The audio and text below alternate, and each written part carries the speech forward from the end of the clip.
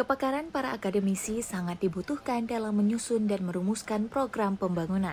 Karena itu, akademisi harus diberi ruang dalam setiap merumuskan program pembangunan. Hal tersebut disampaikan oleh Gubernur Aceh Muzakir Manaf dalam sambutannya usai melantik Tagore Abu Bakar dan Armia sebagai Bupati dan Wakil Bupati Bener Meriah di ruang rapat paripurna DPRK setempat, Selasa 18 Februari 2025 sore.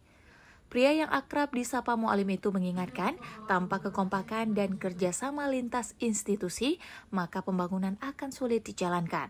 Oleh karena itu, jagalah keharmonisan hubungan eksekutif dan legislatif, serta Forkopimda. Ini akan memperkuat kinerja pemerintah dalam membangun Kabupaten Bener Meriah, ujarnya.